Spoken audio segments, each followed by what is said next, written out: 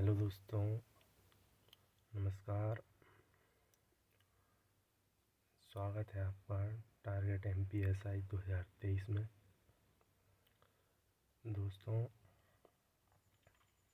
जैसा कि हम विगत न्यूज़ों में देखते आ रहे हैं कि MPSI की वैकेंसी आने वाली है, अगस्त तक आने की संभावनाएं हैं,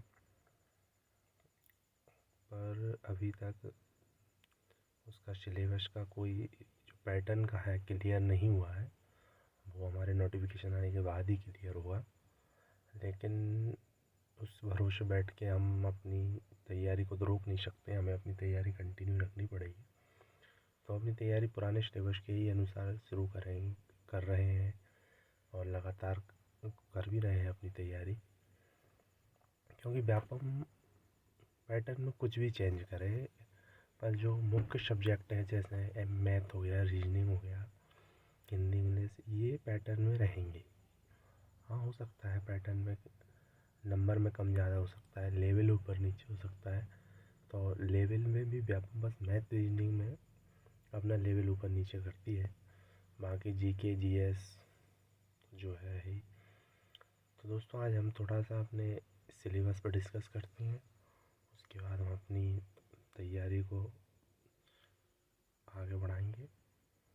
तो MPSI के सिलेबस, जैसा कि आपको मालूम होगा,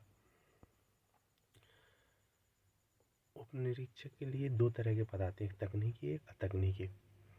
तकनीकी वालों की संवर्ग भर्ती जो होती है, उसके लिए एक अलग से पेपर होता है, जिसमें 100 नंबर का पेपर होता है, जिसमें रसायन शास्त्र 33, भौतिक, फिजिक्स 33 नंबर, गणित 34 नंबर ये रहता है।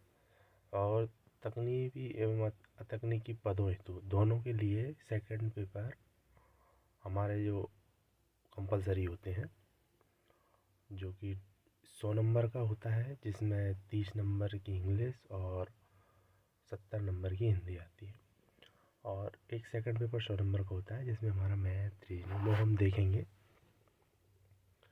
तो ये इंग्लिश है। इंग्लिश में हमारे कुछ टॉपिक सिलेबस में जो दिए गए हैं पुराने में 2017 की GOP के अनुसार,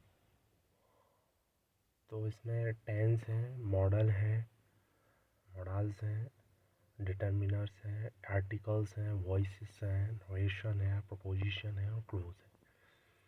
ऐसा नहीं है दोस्तों कि आपको इसमें नाउन नहीं पढ़ना पड़ेगा, ये प्रोनाउन नहीं पढ़ना पड़ेगा, एडजेक्टिव नहीं पढ़ना पड़ेगा, एडवर्ब। आपको ये सभी पढ़ना पड़ेगा और तैयार करना पड़ेगा, तभी आप टेंसेस, मॉडल्स इनमें यूज़ कर पाएंगे, क्योंकि इनसे ही मिलके noun and pronoun, adjective, adverb, इन सबसे मिलके ही आपका पूरा सेंटेंस कंप्लीट होता है। तो हम पहले इनको भी करेंगे, जिसको उसके बाद हमारे tense, modals, articles, voice, narration, preposition, clause, ये 8 टॉपिक हैं। और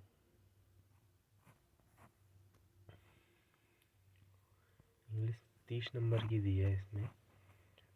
इसके बाद अनसीन पैसेज आते हैं हमारे, जैसा कि आपको मालूम ही होगा। बुकेब हमें अपनी तैयार करके रखना है, क्योंकि जैसा कि पटवारी में देखा गया होगा, पटवारी के एग्ज़ाम में बुकेब का बड़ा खेल रहा है। जिसकी बुकेब ठीक थी उसने अपनी इंग्लिश वो की है। देखो, नरेशन है, वॉइस है, ये तो प्रत्येक बंदा कर ही लिया है। लेकिन जो PQRS आए थे, PQRS अरेंज करना बड़ी बात नहीं है, लेकिन कुछ तो नियम रूल्स हैं, जैसे नाउन पहले आएगा, प्रोनाउन बाद में आएगा। तो इससे आप अपने PQRS कर सकते थे पटवारी में। लेकिन कहीं ना कहीं बुकेव का भी रोल है सर। आपको जो अर्थ है वो कहीं ना कहीं हिंदी में, अगर आप हिंदी मीडियम से हैं तो आपको निकालना पड़ेगा, तभी अरेंज हो पाए PQRS, और वो बुकेव से बनते हैं। उसके बाद उसमें अपने इडियम, फ्रेजेस आए थे, एंटोनिम, सिनोनिम आए थे। तो इंग्लिश तो आएगी ही, लेकिन ये नहीं कह सकते कि पैटर्न क्या है। तो हमें अपने सारे पक्ष मजबूत करके चलना है। तो बुकेब पर हमें अपना काम करना है, बुकेब पर जितना भी है। और इसके बाद अनसीन पैसेज वगैरह, ये वोकेबलरी पे अपना रहता है। पर्पसेस, क्लाउड वगैरह, ये आप देख लीजिए इसमें क्या क्या है। Description, report, factual passage. ठीक है सर। तो इंग्लिश को हमें अच्छे से लेके चलना है, क्योंकि MPSI में इंग्लिश का अपना एक अलग महत्व है। बिकॉज रीज़न, हिंदी पे सब वर्क कर लेते हैं, तो मैथ रीजनिंग पे वर्क कर लेते हैं, लेकिन जो सिलेक्शन का एंड पॉइंट होता है वो कहीं ना कहीं इंग्लिश का बड़ा रोल रहता है। तो आपको अपने इंग्लिश पे वर्क करना है, जैसा पुराने पैटर्न के अनुसार। नए पैटर्न में जो भी आएगा वो तो ना अभी मुझे मालूम है ना आपको मालूम है, उस पर तो अपन वर्क करेंगे ही दोस्तों। अब इसके बाद आता है हिंदी पाठ्यक्रम। हिंदी पाठ्यक्रम, इसमें 10+2 इस तरह का दे रखा है, 70 अंकों की हिंदी आएगी। अब इसमें सर शब्द निर्माण करके पहला टॉपिक आता है, जिसमें अपने उपसर्ग, प्रत्यय, संधि, समास पर आधारित प्रश्न आते हैं। उपसर्ग, प्रत्यय आप जानते ही हैं, संधि, समास, तो ये सब ही शब्द निर्माण में आते हैं, इस पर आधारित प्रश्न आते हैं। उसके बाद समुच्चारित, भिन्नार्थक शब्द पर आधारित प्रश्न आते हैं। अनेकार्थी शब्द पर आधारित प्रश्न आते हैं। विलोम शब्द, पर्यायवाची शब्द, वाक्यांश के लिए एक शब्द पर आधारित प्रश्न आते हैं। भाव पल्लवन, भाव विस्तार पर आधारित प्रश्न। अच्छा, ये टॉपिक एक इम्पोर्टेंट रोल अदा करता है अपना, भाव पल्लवन, भाव विस्तार। एक्चुअली क्या होता है कि कॉमन टॉपिक सब पढ़ लेते हैं, लेकिन कुछ टॉपिक को स्पेशल होते हैं इनको, और ये ही सिलेक्शन में भागीदार होते हैं। क्या है कि सिलेक्शन वही तुम्हारा 10, जो लास्ट का 10 से 12 नंबर रहता है, वो इन्हीं टॉपिकों, यही टॉपिक डिसाइड करते हैं। तो भाव पल्लवन, विस्तार पर आधारित प्रश्न आएंगे आपके। वाक्य शुद्धियाँ, संशोधन पर आधारित प्रश्न। वाक्य परिवर्तन पर आधारित प्रश्न, और मुहावरे, लोकोक्तियाँ, समास विग्रह तथा समास के भेदों पर प्रश्न। संक्षिप्तीकरण पर प्रश्न। अब आप देख लीजिए, भिन्नार्थक समुच्चारित शब्द पर प्रश्न। परिभाषिक तकनीकी शब्दों के प्रयोग पर प्रश्न। वाक्य भेद, रचना के अर्थ के आधार पर। वाक्य रूपांतरण पर प्रश्न। युग्म, शब्द युग्मों पर प्रश्न। बोली, विभाषा, मातृभाषा, राजभाषा, राष्ट्रभाषा पर प्रश्न। आपके जो संविधान के जो आर्टिकल्स हैं भाषा से संबंधित, वो भी इसी में आ जाएंगे, है ना। और मुहावरे, लोकोक्तियों से प्रश्न आपके। काव्य की परिभाषा, ये टॉपिक भी है, काव्य बोध वाला टॉपिक, ये भी आपको मेरे हिसाब से, जहाँ तक मुझे याद है, लूसेंट में भी मिसिंग है। तो ये कहीं काव्य बोध का वो क्वेश्चन आते हैं, भेद में काव्य प्रबंधन, काव्य प्रश्न, कन्फर्म नहीं है मुझे।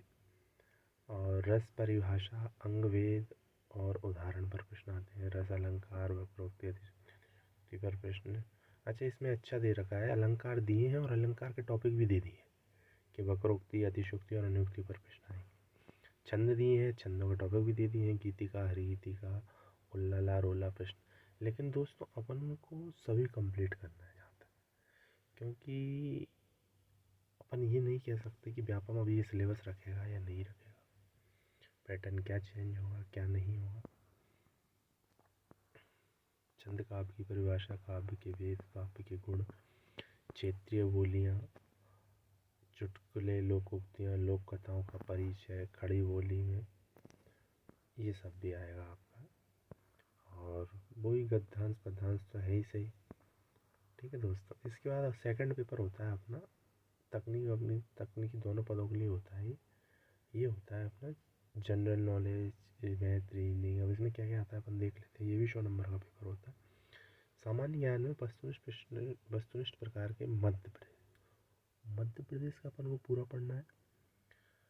राज्य, राष्ट्रीय व अंतर्राष्ट्रीय स्तर की सामान्य जानकारियाँ, ठीक है। स्टेट की, नेशनल और इंटरनेशनल लेवल की अपन को जो सामान्य जनरल इन्फॉर्मेशन है वो रखनी है। और करंट अफेयर भी देखना है सर। अच्छा, करंट अफेयर में खास देखना आप MP, ये खेल वगैरह के क्वेश्चन बहुत आ रहे हैं, स्टेट लेवल के खेल के क्वेश्चन भी बहुत आए हैं। अभी पटवारी में भी देखा गया होगा। के अतिरिक्त गणित, मैथ तो है ही से भी है, इतिहास, भूगोल, अर्थशास्त्र, राजनीति विज्ञान, समाज विज्ञान एवं विज्ञान विषय आधारित प्रश्न। अब इसमें हमारे बहुत टॉपिक हो जाते हैं। विज्ञान विषय को ले लो, 3 टॉपिक तो इसमें ही है हमारे। प्रश्नों के साथ जनरल एप्टीट्यूड, सामान्य बुद्धि, गुणवत्ता, रीजनिंग संबंधी प्रश्न भी शामिल हों। तो दोस्तों, जहाँ तक है चुनावी साल को देखते हुए वैकेंसी आने की पूरी पूरी संभावना है। तो अच्छे से अपनी तैयारी में लग जाइए और पटवारी में जो धोखा खाया हम बैठे रहे, तो उससे MPSI के लिए कई सालों से वेट कर रहे हैं। मैं भी बहुत दिनों से वेट कर रहा हूँ। मैं भी कांस्टेबल के पद पे पदस्थ हूँ, तो मैं स्वयं भी तैयारी कर रहा हूँ। तो दोस्तों नमस्कार, जय हिंद, जय भारत।